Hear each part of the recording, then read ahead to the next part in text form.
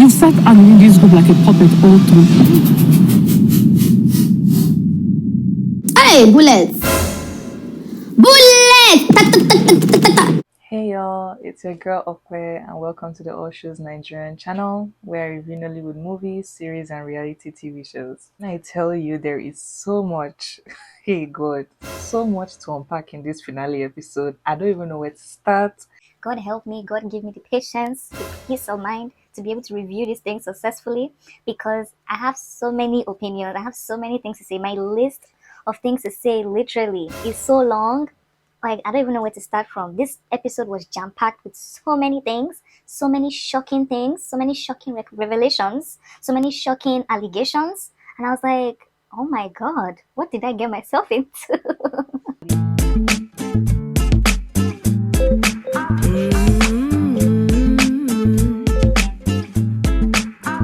Welcome to the channel. If you are new here, my name is Okwe and I review Nollywood movies, series and reality TV shows. Today I'll be reviewing the last episode of season 2 of the reality show titled Housewives of Lagos.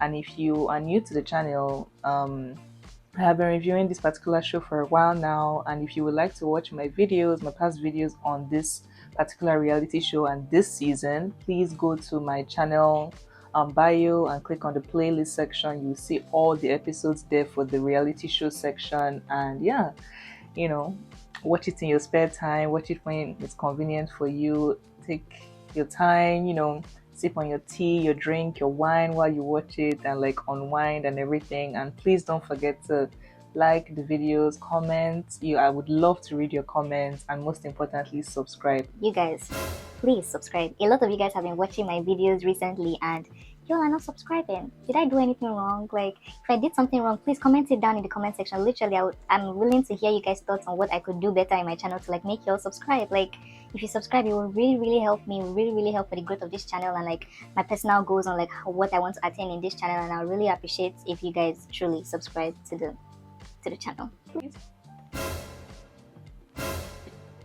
But yeah, anyways, the episode starts off with, of course, Iyabo continuing on with her theatrics from the last episode. If you remember, the last episode ended with Iyabo basically trying to charge towards Laura physically, and all the ladies like jump up, like Faith literally jumps up like a bouncer type of thing. Like Laura, what's it called? Chioma is literally pushed to the ground by Iyabo. Tanya is flung away. Like what's her name? Miriam's boobs flies out again. Like all sorts of things were just happening last episode at the end. So they continue on there, and the ladies try to calm Iyabo down, and I guess try to let her know that Laura is pregnant.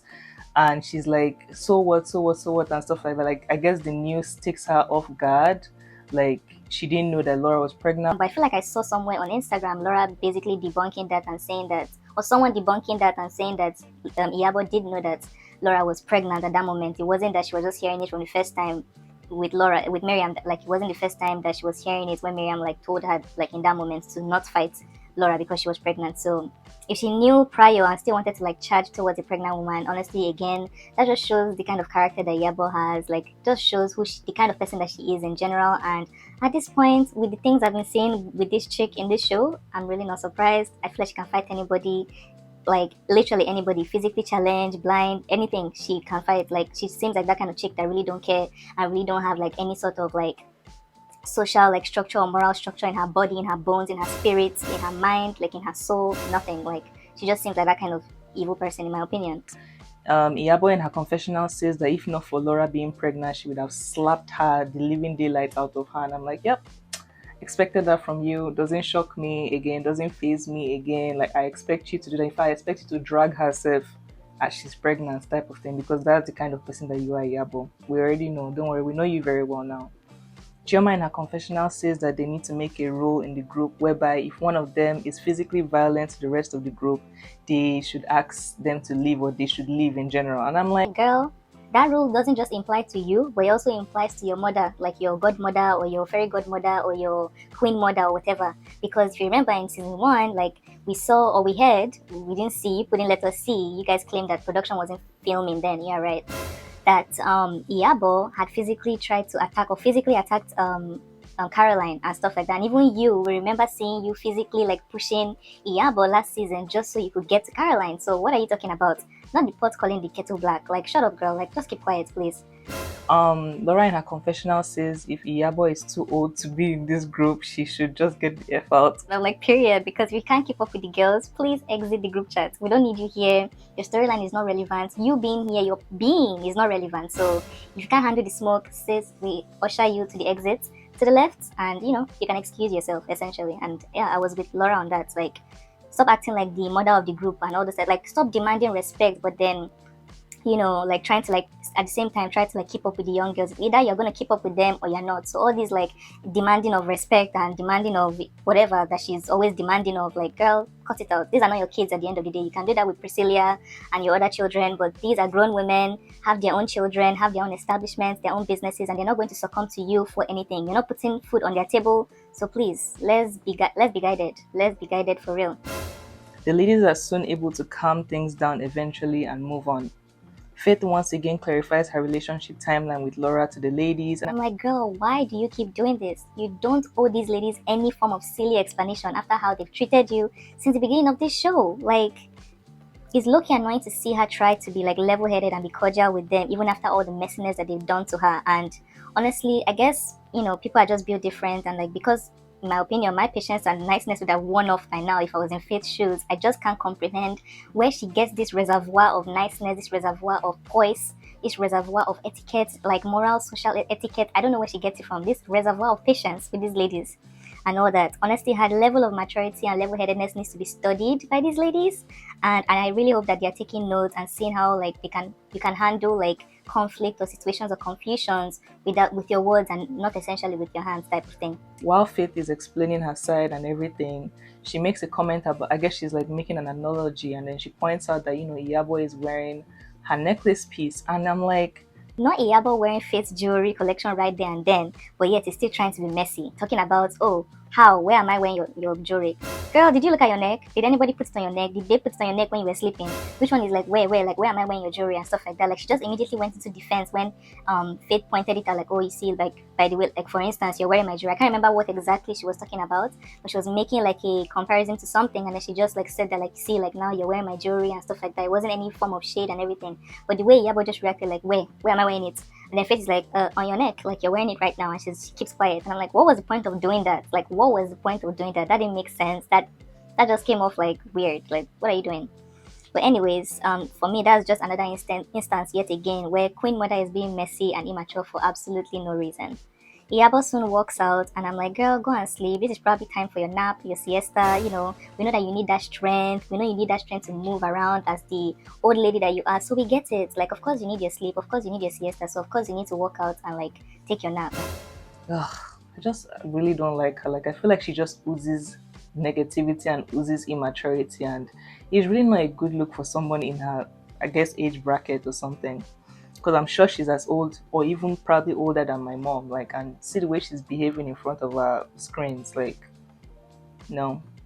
Miriam and Faith soon get into it. And I love how Faith had their time today and wasn't letting these old hags like get the best of her or get off the hook easily with her today, like they've been doing in the previous episodes. When they go low, baby, in this kind of circumstances, you need to go lower. In better circumstances with level-headed people, you can go high, you can, like, you know, shun it and play Laura in this situation and all that, and just, like, you know, keep it cool, keep it chill. But nope, these chicks have been coming for this girl since the beginning of the season for no reason.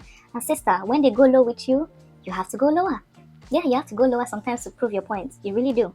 They table the discussion eventually and soon decide that they will go for a swim. The three mean girls soon go and check in on their queen mother before they go to the pool, and of course they try and console her and like be by her side. Iyabo lets them know that she's not normal, like she's crazy. I'm crazy. You know, I spark, my head sparks. Girl, we know. We can see your head sparks. We can clearly see it. We know it and we see it, so you don't even need to tell us twice. We see that your head sparks. On the other hand, Faith and Laura go to Laura's room to talk about what just transpired. They both feel like Iyabo is very condescending. They feel she's a huge bully, and they feel like she tries to intimidate people that she doesn't like, which is all facts in my opinion. Iyabo is absolutely a bully, absolutely someone that intimidates people, and absolutely a mean girl at heart. They are both glad that the ladies' plans to cause a rift between their friendship doesn't work, and they soon head out to join the rest of the ladies at the poolside. The atmosphere is really tense with the ladies, and there is a clear divide among the group. Iyabo, Chioma, Miriam, and Tanya move from the section of the pool that they are in once what's it called, Faith and Laura joined them, claiming that the section that they were before before Laura and Faith joined them was too cold. So that was their reason for moving from the spots that they were in. But Faith can clearly see through the nonsense, and she's like, yeah, no. She plays it cool, like she doesn't say anything until they now try to say, oh, you guys should come and join us in this area. You guys come and join us. And Faith is like, no, I'm good. We're all literally here, and now because me and Laura joined you guys, now you've moved over there. So whatever game you people want to play, play it on your own. Like, we already see the divide and everything. Essentially, was what she was saying. And they're like, oh, what do you mean? No, for real, it's cold though. It's really cold here. Like, you should come and check. Like, no, we didn't mean it in a shady way. Tanya, like, we didn't mean it in a shady way. We didn't mean it in a shady way. Like, girl, shut up. You did mean it in a shady way. It was so obvious how you guys moved. Like, once Iyabo moved, all of them moved. Once Queen Mother moved, all of you moved. Once your shepherd moved, all of you, the sheep, moved. So Faith really caught that shade real quick, and I caught it too. And I'm like, yeah, you can't, like, what do you expect? She should now go and move from her own spot where she's comfortably sitting because you people have decided to move from there. Like, are we in high school or something? These ladies, like, I would expect so much more class and so much more maturity from them, but they're literally behaving like high school kids. And the most irritating thing of it all was how Miriam, just because I guess Chioma showed you compassion 2 seconds ago, all of a sudden now you're like kicking and cacaing with her and kicking and cacaing with her pussy. Like, what? Girl, tomorrow now they're going to throw you away like they did in the last episode. So it was just so funny to me how all of a sudden, because they accepted her back for 1 minute, she's now like in her mind, like she has gone back to her group has accepted her, and like everything is good and rosy and everything from then on, and now she's like all up in their ass once again. Like, Miriam, can't you just have a voice of your own? Can't you just have a mind of your own? She reminds me of one of those girls back in high school that the mean girls / popular girls always bully, but yet she herself wants to still be a part of these girls regardless of the amount of bullying and the amount of condescending things that the mean girls and the popular girls do to her. So every opportunity that she gets to be associated with the mean girls, she loves it. And that's honestly the kind of person that Miriam reminds me of. And it's just, honestly, it's really sad to see, because it just shows that she lacks self confidence in herself. Like, she's very insecure in herself and feels like she has to be accepted by the popular girls in this situation to feel good about herself. And it's really just sad, because again, this is someone that has a child of her own, and I really hope that she's not going to instill these kind of behaviors in her daughter and stuff like that, because yeah, people will just use you anyhow and just make a mockery of you anyhow, in this kind of day and age. If you act like that, it's really not a good look. And I really hope that she works on this low self-esteem and this lack of self-confidence that she has, for real. Laura and Faith soon bounce, since they are clearly not needed, like I said, at that moment with the ladies, because there's obviously a clear divide. And literally in my mind it was a case of, okay, I've done my work, I've filmed with these girls a portion of this evening with these girls, so I've clocked in for work, and now I'm clocking out of work, and I'm going to do other things that actually add value to my time. That's literally how it looked like okay, yep, this job is cute and everything, cute for my paycheck, I'm coming to sit with these ladies 5-10 minutes, I've done my job, and I'm going to head back to my room type of thing. It was so funny. I was here for it, because yeah, we're not going to be fake. We're really not going to be fake and everything. Let's be real, for real. As if the night could not even get any worse, Dr. Romel, once Laura and the Faith leave, he walks towards the pool, and I'm like, God, could this night not get any worse? I'm already irritated. Why did this one have to walk in now all of a sudden?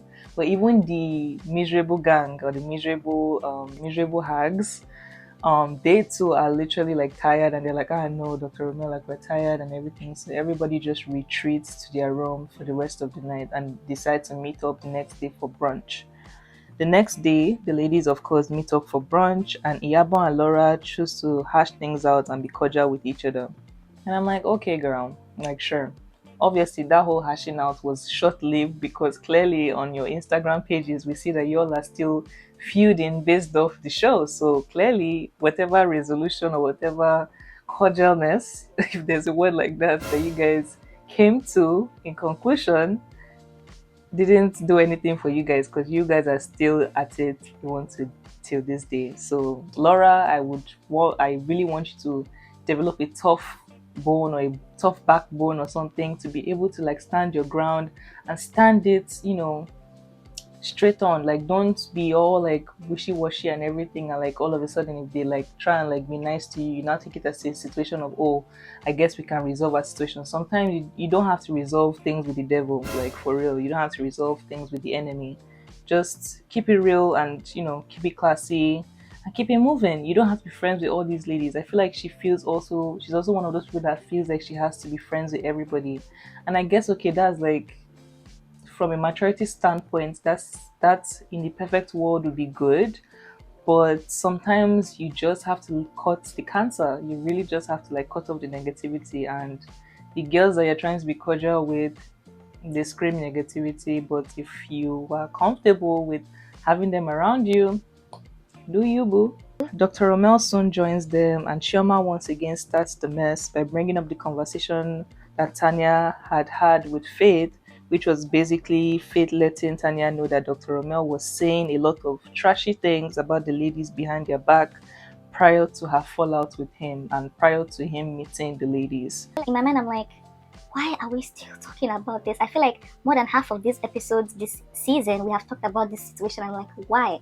Why are we talking about this? Why are we giving this whole situation camera time? They are clearly going to side with Dr. Romel regardless of anything Faith says. So what's the point of asking her to clarify things and asking her to clarify things over and over and over and over again, when at the end of the day, you guys are still going to side with this Dr. Romel? Like, why? Like, I don't like that they're putting her like in this like situation. She never brings up the situation. They're always the one bringing up the situation, and whenever she starts this situation, like actually now like has time and like tries to like explain herself, they shut it down because they can't handle the truth. Her storyline or her like explanation of what happened or what went down between her and Dr. Romel has been consistent since the very first day they asked her about what her relationship with this man is. But you guys clearly don't want to listen to that. You guys clearly want mess. She's not giving you the mess, and you just don't want to accept the truth for what it is. You rather pick somebody that over-exaggerates things, manipulates situations. You rather trust that kind of person and not trust somebody that's actually like trying to like be reason with you and be level-headed with you and actually tell you facts of what actually happened. Like, what else do you want me to talk about with you? Why do you keep bringing this up if at the end of the day you're still going to side with this midget? Why? I feel like they thought that with this whole situation, like with this whole Faith and Dr. Romel situation, that it would have helped them make Faith in some way whatsoever look bad to us, the viewers. But what they didn't know is that most of these conversations that Dr. Romel and Faith had were filmed. So production literally has evidence, video evidence of the conversations that Dr. Romel had with Faith, like at least majority of them, because a lot of the things that Faith was saying, production, as she's saying it, production is showing us the clips to back it up. As Dr. Romel is lying, production is showing us the clip to not back it up. Like, what else do you guys want? And I have to give it to production this season. Like, production, they were not playing. Production wasn't playing this season. Production clocked in for work. Production overworked. In fact, they worked overtime for this season. They said, no, we're going to give it to them hot this season. Y'all give it to us hot. Like, production, thank you for a great season. Like, when I tell you the amount of lies that Dr. Romel was spewing this night, as he says one thing, production has brought the clip to destroy it. It was like bass boss. I don't even know if the argument or the fight was between Dr. Romel and Faith again, because production at this point, it was like production versus Dr. Romel. Production, Dr. Romel's statements versus production's videos. Like, it was a whole dramatic thing. I was like, my heart was like, adrenaline was literally pumping. My mouth was like this all through this episode. This guy is a pathological liar. And for him to have the audacity to call Faith a liar, bro, and even say he's scared of her. Bro, I'm scared of you. I am scared of you. Because the way you lie and lie so effortlessly, it has to be a part of your career. The way this guy lies, it has to be a part of him. Because he lies so fluently. He doesn't even stutter. That's cold. That's cold and that's scary. I can't imagine having someone like that as a friend. I'm so happy that Faith cut on with his BS real quickly and just cut him off. Because this kind of people are scary. And I really pity Chioma and Iyabo. I hope they don't tell this guy any personal information about them. Because the day that they fall out, this guy will air your laundry and air the laundry you don't even have. He will air your laundry and air double of what you don't even have to the public. So they should tread lightly with this, their newfound friendship with Dr. Romel. I was shocked at the level of lies. And it just again shows you. I feel like it just vindicated Faith in this episode. Like Faith was 1000% vindicated in this episode. Production really came through. Because if those footages were not there, I don't know how Iyabo and Chioma and their fans would have spinned this whole narrative. Because that's what they did in season 1 with Caroline. They maligned Caroline after that whole incident with Iyabo. But we did not see the incident. Chioma created the narrative for that incident. It is through Chioma that we heard about that incident. It is Chioma's narration of that incident that we, the viewers, took. We don't know what transpired that night. And of course, Caroline is not going to go down to their level and start talking about that BS. So we didn't even get her own version of the story. Even the Iyabo that got in the fight did not even give her own version of the story.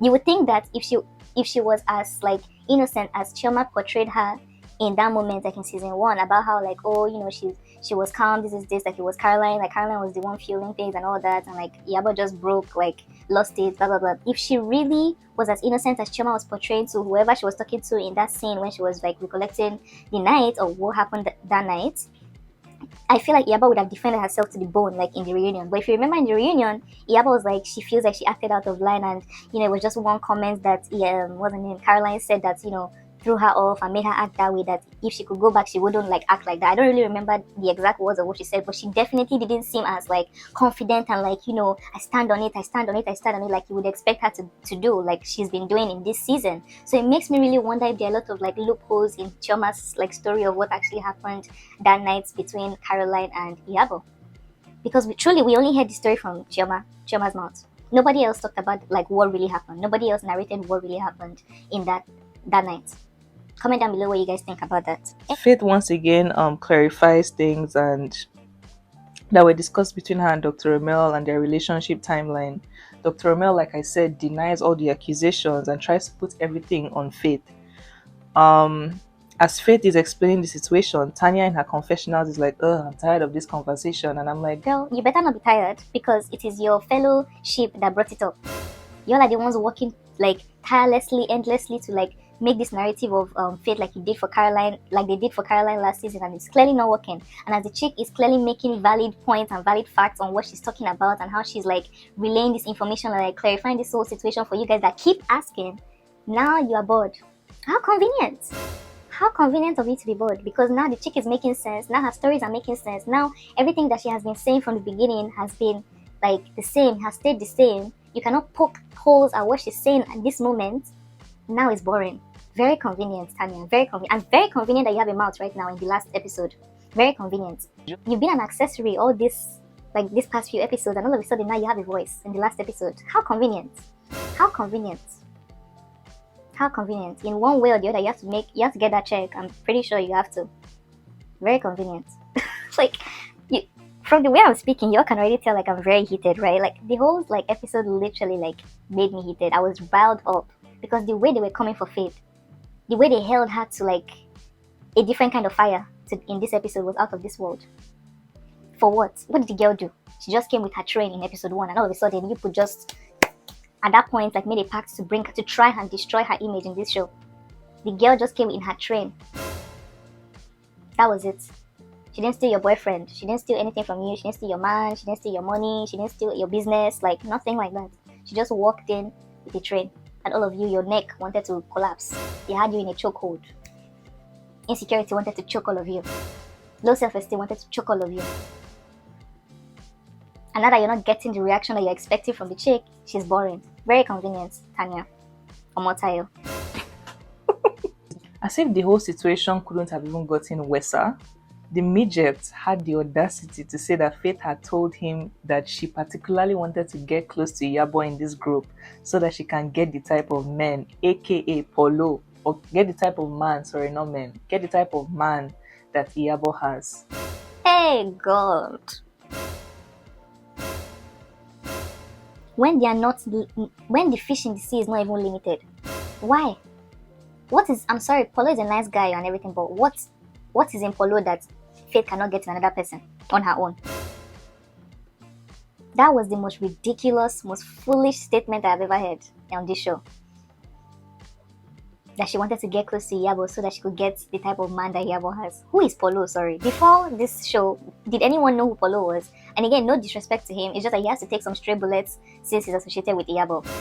What is in Polo that Faith cannot get in any other man on her own, why would she need Iyabo's connections to get a man?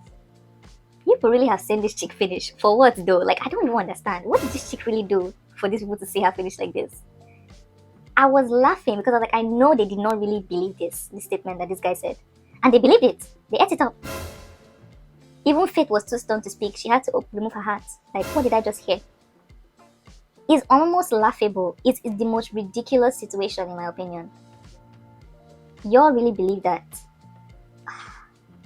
Anyways, the table is too stunned to speak, but you can see the smirks on like some of them's faces and the clear bias in their facial expressions that obviously they are siding with like Dr. Romeo, and in their mind they feel like he's gathering out.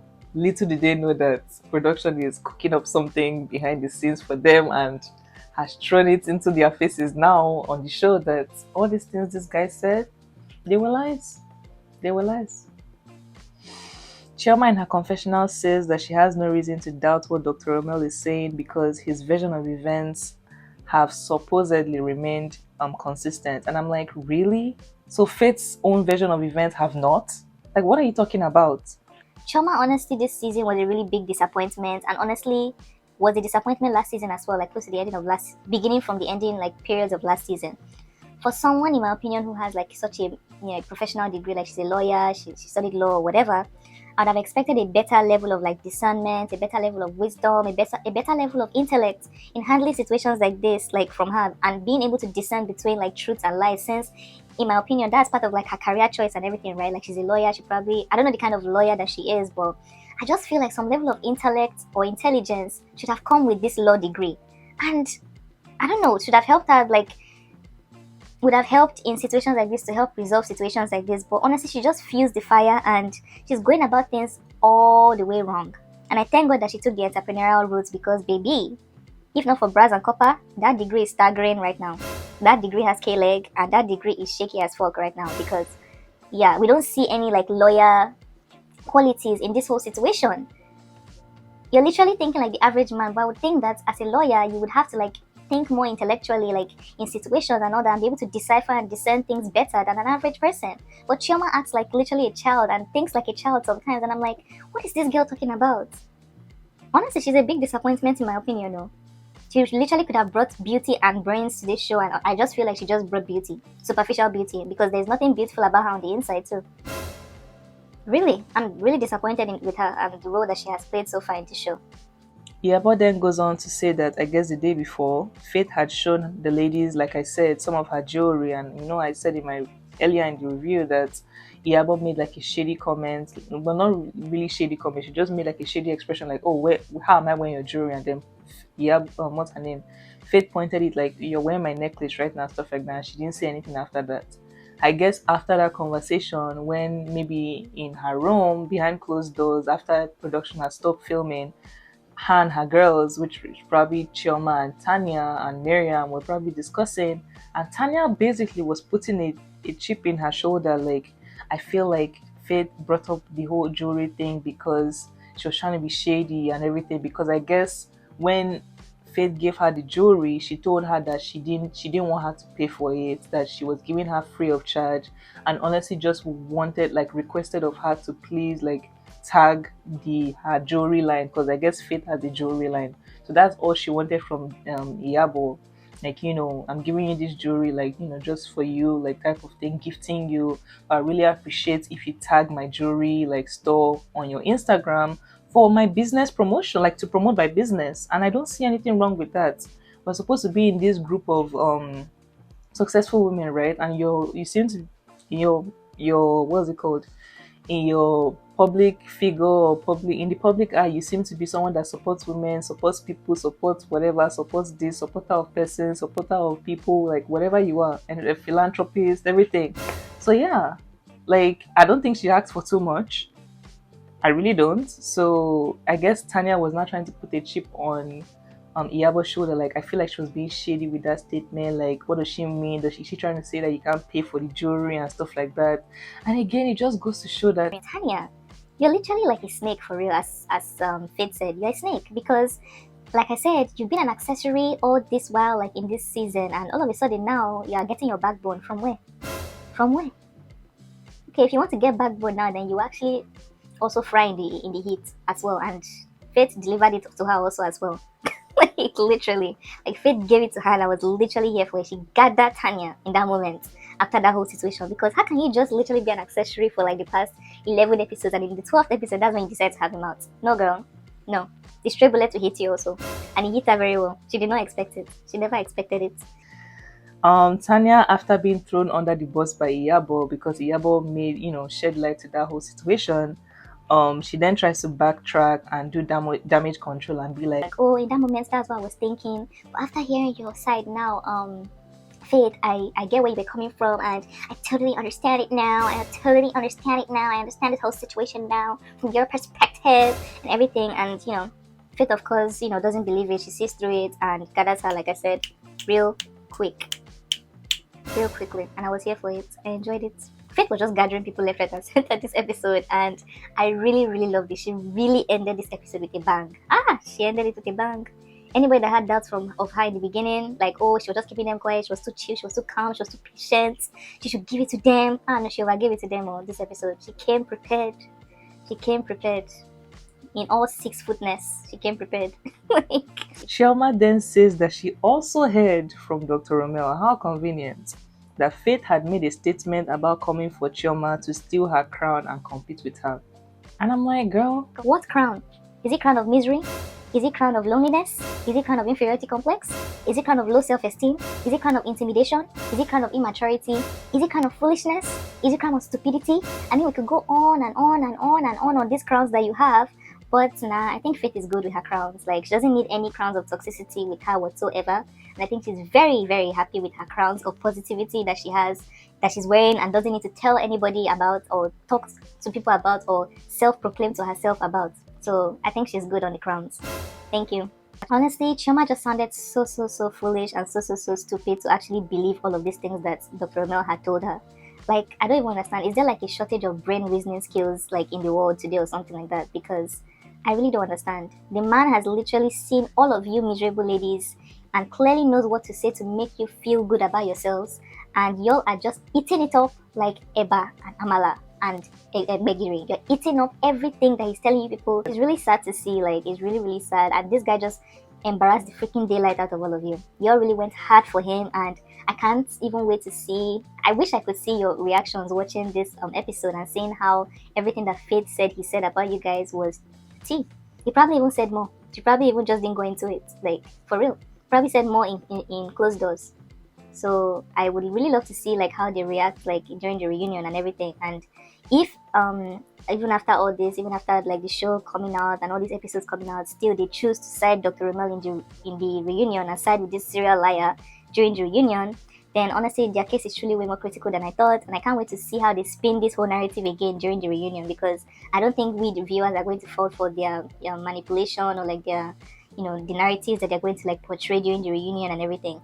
This reunion is about to be one for the books, and I am ready for it. And honestly, I feel like there'll be too much to unpack after it. It's going to shake ground. I can already see it. I don't know what to expect, but I am expecting it for real. We saw a little clip this episode of I guess Tiana calling the ladies to check up on them and everything. And honestly, I wish Tiana good health and speedy recovery from her surgery, and I hope she's doing much better now, because we learned that she had done the surgery like I guess after things wrapped with the season or whatever. This season was really good. Like, this season was so much better, so way more entertaining than the last season. Had a lot of like bad boats moments, had a lot of like shocking moments, shocking revelations and everything. And I just want to say, Faith, thank you for gracing our screens this season. You over delivered, girl. I am proud of you. You are a star, baby girl, and keep letting all the girls know. I really hope to see you next season, and I hope you drag each and every one of these Misery Squad members and hold them accountable and hold them up to the fire during this season's reunion, this upcoming reunion. Gather them. Oh God, gather them like you have never gathered anybody in your life before. Please, I'm begging you, I'm on my knees. Gather them. They deserve it. Laura, I like your calmness this season, but girl, at least let your fight with Iyabo cook a bit and let it simmer a bit before you jump into reconciling things with her. I understand that you don't like drama, and honestly that, like I said, is the best, like the maturity routes to take in situations like this, but I also get that hanging around with these kind of ladies, it's just better to just dead issues quickly than like, keep talking about it over and over and over again without any resolution and everything, because at the end of the day, you have to film with them, right, regardless. But I really wish that you tag teamed like Iyabo, Chioma, Miriam during this brunch scene with Faith. Like I wish you really like came through for Faith as well. Like I get here you were making like small comments like yeah you're trying to defend her in your own way, but I wish you did more because Faith did not deserve to like stand on that like I don't know judging pulpit or whatever that they were putting her to vindicate herself. Like she really didn't have to go through that, and I wish you supported her a bit more type of thing, rather than just like sitting there and like reconciling with Iyabo like almost immediately within a few hours. And I honestly just hope that you hold them accountable, Sha, during this reunion that is coming up. Overall, I think this episode was really good. Like I said, really, really good. Like this was a finale episode. You could tell like it was giving finale episode so much. But I really love, like I said, how Faith handled the whole situation. Like I feel like she really stole the show. She was literally the breakout star this season, and I really loved it. My final rating for this episode is going to be a 9 out of 10. I had so many emotions. Overall, I loved how production elevated this season and definitely put in the work. We got to see a lot more of sceneries and places that the ladies visited this season. The length of the episodes were really good. Like I think majority of the episodes were like 50 to 55 minutes long, and I think that's fairly good for like a reality show. Because majority of the Real Housewives franchises I watch, like the ones that are abroad, they're like 45 minutes. So to get like an extra 10 minutes with this like particular show, that was really impressive and everything. And I hope they got the ratings that they wanted to get like for the show. Most importantly, I loved the flashbacks in this. The flashback scenes were the real OGs in this season. Like they really like cleared up some situations that could have like literally gone left if not like the clarity was given like prior or beforehand and everything. And I honestly wish that, well, I feel like it made up for last season that, like I said, we didn't see the whole Iyabo and Caroline fight situation. Like I feel like they've definitely come a long way and have definitely made up for their inadequacies from last season regarding that whole situation. But that's pretty much what I have to say about this episode. I feel like this review is going to be slightly longer than my usual reviews because I feel like I just had to touch everything and I would be doing you guys a huge injustice if I just held everything I had to say in my mind. Thank you guys so much for watching. I really, really appreciate you guys, and I hope if you reach this far in the video, you're an OG. You are a real one. You are a real one. If you reached this part of the video, please comment reached it, hashtag reached it. Thank you guys so much. I appreciate all your support. Please, like I said in the beginning of this video, don't forget to like, comment, share, and subscribe. Please subscribe to the channel. It will really help me. And I'm also thinking of doing like a Q&A like session to like get to know me, like a get to know me tag for my channel. I don't know when I'm going to post it, but if you guys are interested in seeing that kind of content and getting to know me on a more personal level and ask me questions, comment down below also that you are willing to like see all that. And yeah, I guess I'll see you in my next one. Thank you guys for watching and take care. Bye.